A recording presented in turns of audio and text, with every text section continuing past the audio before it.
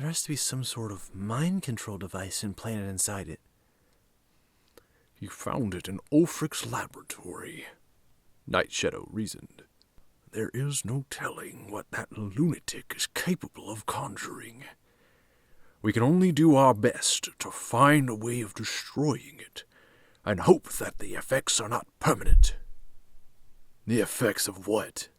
Adam strode uninvited into the room, still wearing the suit, which was morphed into a motorcycle jacket and riding pants. The swelling of your ego, Kathy stated. We're hoping there won't be any permanent damage to your brain. Adam's eyes narrowed. Kathy tensed. He took note of it, wondering how far he could push her. Not the nicest thing to say to the hero, he said. What hero?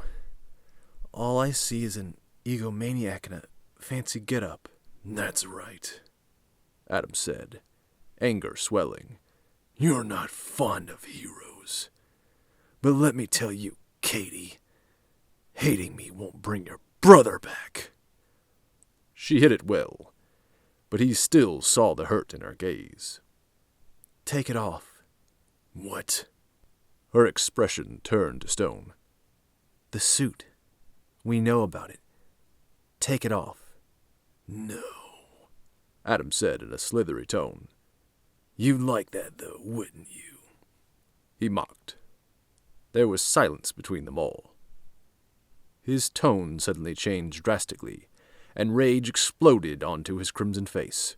Do you know what I've done for this city? How much I've sacrificed? His fist slammed into the wall. Bits of concrete fell away. Night Shadow eyed this very carefully. Kathy stood her ground. She knew that underneath the shadowy blackness her friend was still in there. She tried a new tactic, hoping to shock him out of the suit's control. You think you're doing good, she said. What's good about killing a cop? An undercover cop?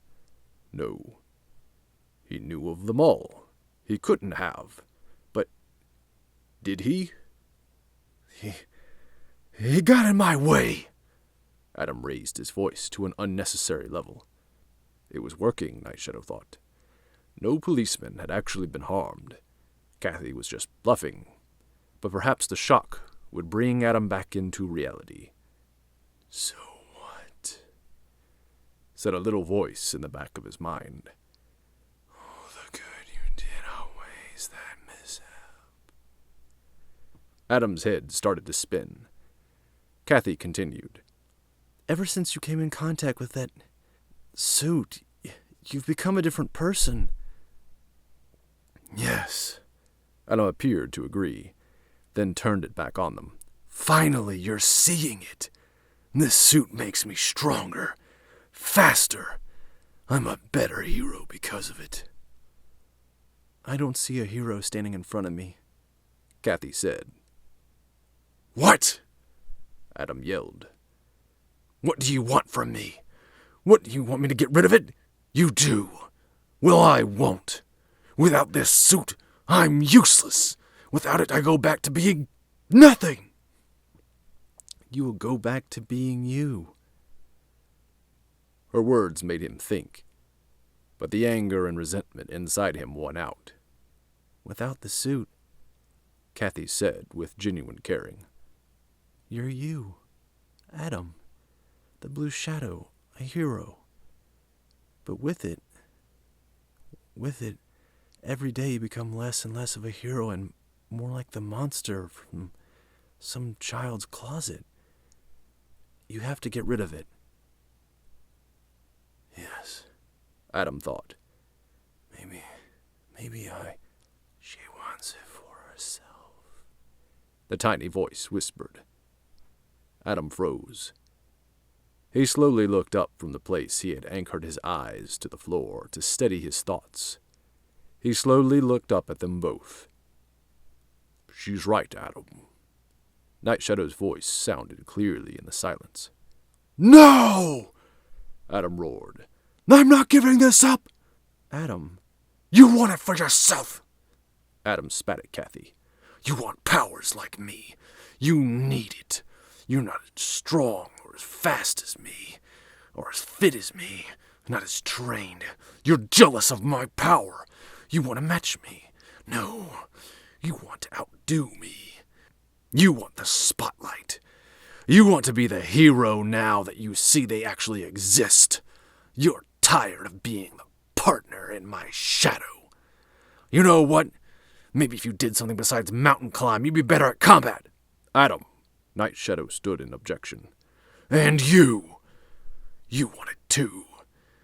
To get your glory days back. To not be a broken old man looking for a legacy. No, wait, that's it. You want it for her.